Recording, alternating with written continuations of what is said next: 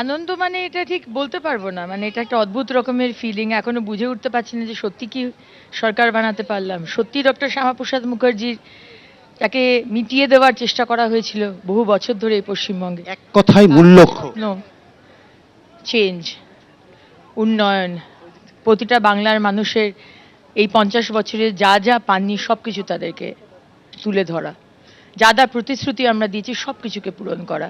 24 ঘন্টা 365 দিন আমাদের কাজ করতে হবে টিম ওয়ার্ক হিসেবে। সামনে পাবেন মুখ্যমন্ত্রী হিসাবে শুভেন্দু অধিকারীকে। ভীষণ ভালো একজন লিডার, ভীষণ ভালো একজন টিমমেট, ভীষণ ভালো একজন কলিগ, এবং এত বছরে তার রাজনৈতিক এক্সপিরিয়েন্স, এর থেকে বেটার পশ্চিমবঙ্গের মুখ্যমন্ত্রীকে বোধহয় পেত না।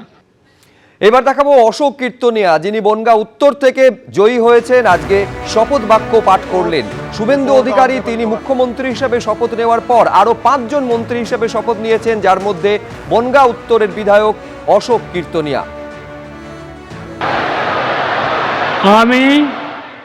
আমি অশোক কীর্তনিয়া ঈশ্বরের নামে শপথ করিতেছি যে বিধি দ্বারা স্থাপিত ভারতের সংবিধানের প্রতি আমি অকৃত্রিম নিষ্ঠা ও আনুগত্য পোষণ করিব।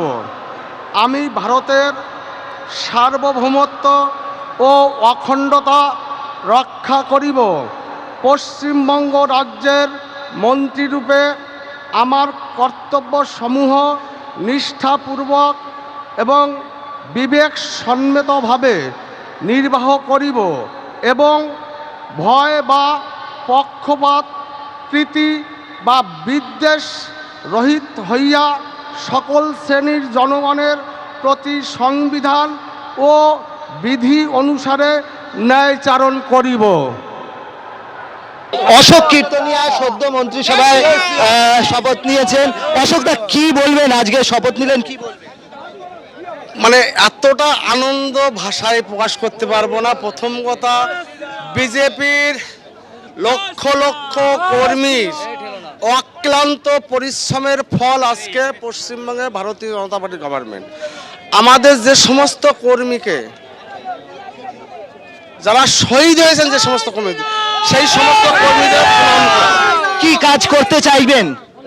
পশ্চিমবঙ্গের আমজনতার উন্নয়নের জন্য মোদিজি যে বক্তব্য দিয়েছেন, প্রতিটা কাজ আমরা ভারতীয় জনতা পার্টির তরফ থেকে টিম ওয়ার্কভাবে সেই কাজটা সম্পন্ন করব। লাস্ট একটাই প্রশ্ন, মতুয়াদের জন্য কি ভাবনা চিন্তা করছে? আমার মতুয়া যারা আছে তাদের কাছে একটা বার্তা, প্রধানমন্ত্রী বলে গেছে প্রত্যেকটা হিন্দু মতুয়া নাগরিকত্ব পাবে, সেটা চালু ছিল, চালু থাকবে। বাস। এবিপি আনন্দ, এগিয়ে থাকে, এগিয়ে রাখে।